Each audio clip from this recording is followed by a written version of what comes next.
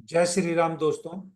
आज ये वीडियो मैं वैदिक एस्ट्रोलॉजी से बना रहा हूँ, जिसके अंदर मैं प्रोफेशन यानी D10 को यूज करते हुए, दशांशा चार्ट को यूज करते हुए प्रोफेशन के बारे में D1 राशि से मैच करते हुए आपको एक टेक्निक के बारे में बताऊंगा। ये वीडियो मैंने सोचा था काल भैरव अष्टमी या काल भैरव जयंती पे आपको मॉर्निंग में ही मिल जाए, लेकिन ये वीडियो अभी आपको लेट मिल रहा है। लेकिन जैसा बाबा के आशीर्वाद से ये मैं वीडियो जो नॉलेज आप लोगों से शेयर करने की सोची थी वो कर रहा हूँ। वजह इसकी ये है, मेरे पास बहुत सारे स्टूडेंट जो पढ़ने के लिए आते हैं वो भृगु नाड़ी के लिए आते हैं। न्यूमरोलॉजी के भी आते हैं, वैदिक एस्ट्रोलॉजी के भी आते हैं, लेकिन मैंने मैक्सिमम लोगों को भृगु नाड़ी पढ़ाया है और कुछ लोगों को वैदिक एस्ट्रोलॉजी भी पढ़ाया।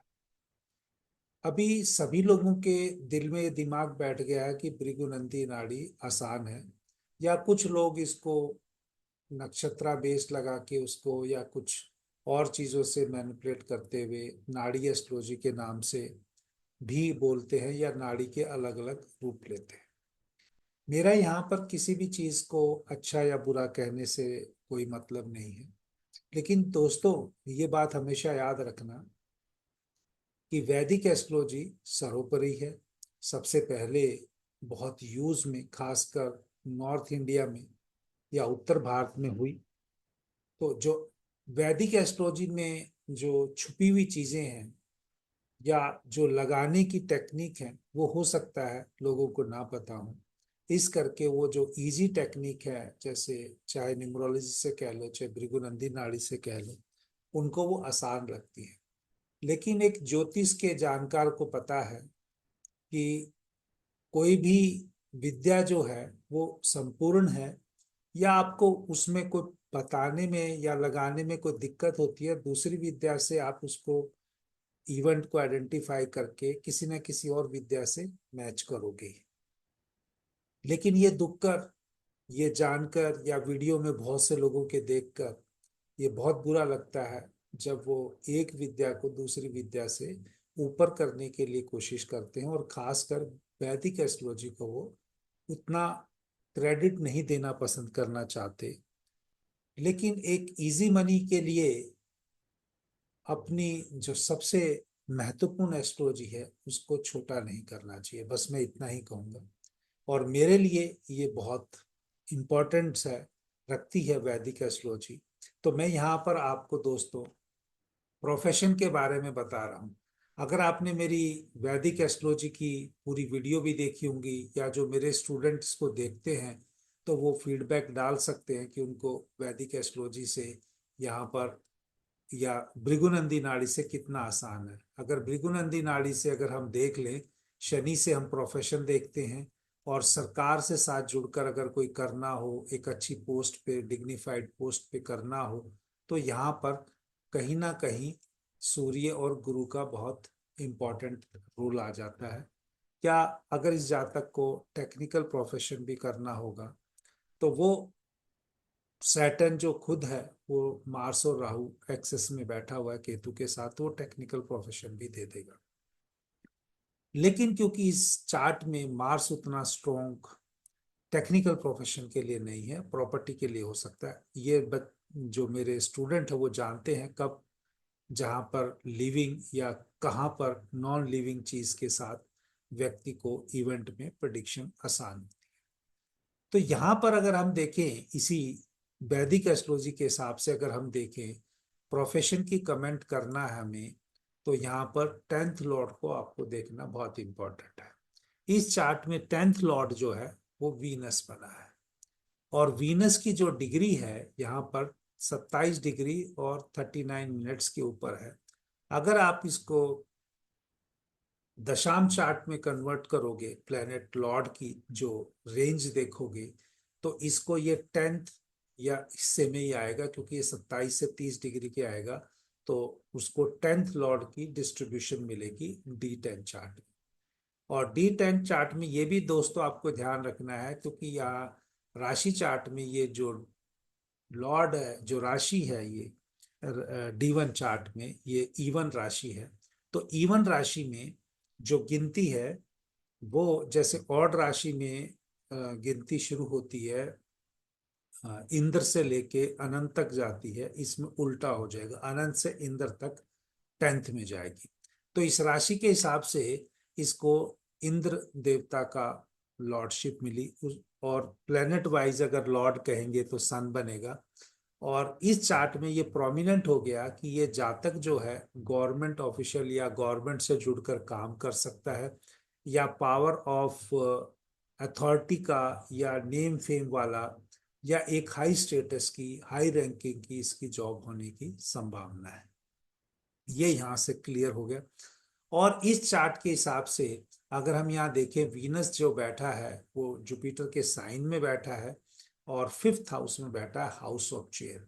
यानी कोई ऐसी नौकरी ये हाई गवर्नमेंट ऑफिशियल की होगा जिसको इसको सरकारी चेयर मिलने के बहुत बहुत चांसेस इस चार्ट के साथ प्रोमिनेंट है।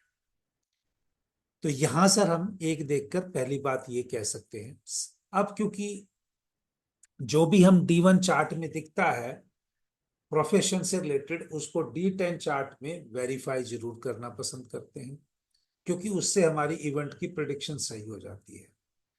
हाँ, ये जरूर है कि भृगुनंदी नाड़ी में वो सीधा था तो वहां से सीधा दिखेगा, यहाँ से जो टेक्निक है वो थोड़ा सा आपको दोनों को मर्ज करके ही बोलनी होती है।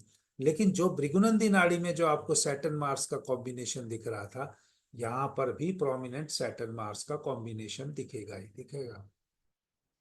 तो यहाँ पर जो 10th हाउस का लॉर्ड है वो मार्स है, और जब 10th हाउस का लॉर्ड जो मार्स है वो हाउस ऑफ कंपटीशन में, हाउस ऑफ लीगल डिस्प्यूट में, हाउस ऑफ हेल्थ के जो भी आपको बीमारी के घर में बैठा हुआ है, तो ये जो हो सकता है जातक डॉक्टर भी बन सकता था क्योंकि वो बीमारों को ठीक करने की सेवा कर सकता था। तो इसके जातक क्या, इसके वो मैं यहाँ पे कोई आइडेंटिटी क्लोज तो करना नहीं चाहता जातक की, लेकिन ये मार्स वाला जो बीमारी वाला कंसेप्ट कहा ये भी लगता है और वेरीफाइड है इस चार्ट में। परंतु यहाँ पर हमें ये देखना है कि अगर जातक ने वो, क्योंकि मैं आपको पहले कह चुका हूँ मार्स की यहाँ पर लिविंग वाला जो है रिलेशन अच्छा काम नहीं करेगा, नॉन लिविंग वाला करेगा। तो इस जातक का अगर हम देखेंगे तो मार्स यहाँ पर छठे हाउस में बैठ गया, वो भी डबलेटेड होके, ये हाउस ऑफ कंपटीशन को औरों से ये ऊपर से बहुत लेके जाएगा। तो इस मार्स ने इसको ताकत दी कहीं पे कंपटीशन वाली करने की, या कोई भी लॉ, अगर जुडिशरी का भी टेस्ट दे सकते हैं, लेकिन जुडिशरी के लिए जुपिटर का इन्वॉल्वमेंट होना था क्योंकि यहाँ मून की राशि में है। तो ये केयरिंग करने के लिए जो भी जो पब्लिक की जो सेवा करने की काम है वो आईएएस ऑफिसर की एक ड्यूटी लगती है हमारे संविधान के अनुसार से। तो अगर इस चार्ट में वो यहाँ पर मार्स है, और इस जो D10 चार्ट का जो लॉर्ड है यानी शनि जो बना है वो राहु के साथ बैठा है, और वो 3rd हाउस में बैठा है। 3rd हाउस क्या है, इंटरव्यूज का है, कम्युनिकेशन का है। जो ये आईएएस ऑफिसर है ये इनका पूरा कम्युनिकेशन चलता रहता है, तो यहाँ से ये क्लियर कट हो जाएगा। अब ये जातक क्योंकि इसका सैटर्न असेंडेंट लॉर्ड होके वो भी डेबलेटेड है सैटर्न यहाँ पर, लेकिन राहु के साथ है, और 10th हाउस का लॉर्ड भी मार्स है, तो कहीं ना कहीं सैटर्न मार्स का प्रोमिनेंट कॉम्बिनेशन बन गया। तो ये जातक ने जो सरकारी ड्यूटी जो ज्वाइन की, एडमिनिस्ट्रेटिव सर्विसेज ज्वाइन करने के बाद इसको फॉरेन में डिप्यूटेशन है या फॉरेन में प्लेसमेंट है, वहां से भी चांसेस हैं क्योंकि सैटर्न राहु का कॉम्बिनेशन बन रहा है। और सैटर्न जब राहु केतु एक्सेस में आ गया तो हो सकता है वो प्रॉब्लम नौकरी में भी दे, या उसको नौकरी में उसको डिसकंटिन्यू कराने के लिए बोले। इस जातक के साथ ऐसा ही हुआ। फिर ये जातक हो सकता है ओकल्ट में बहुत अच्छा हो। क्यों ओकल्ट में अच्छा हो, क्योंकि अगर हम यहाँ पे 10th लॉर्ड देखेंगे, जो ये मार्स जो बनता है राशि चार्ट में लेके जाएंगे, वो भी जो राहु के साथ बैठा हुआ है, और वो भी मार्स यहाँ पे और प्रोमिनेंट हो गया क्योंकि वो एक तरह से आप कह सकते हैं दोनों में प्लैनेट्स में है, वर्गोत्तम है यहाँ इस चार्ट में और उस चार्ट में, दोनों में वो चीज दे रहा है।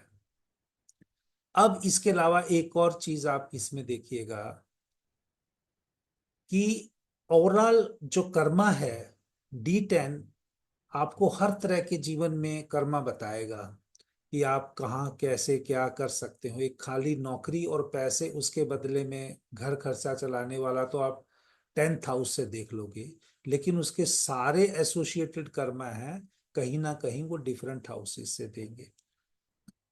उसकी बात कभी और दोस्तों करेंगे। लेकिन अगर यहाँ पर आप देखोगे कि 10th हाउस को सन भी देख रहा है, वीनस के साइन में बैठ के देख रहा है, तो सन जो दे रहा है इसको, तो क्या ये अपनी जॉब से खुश रहेगा?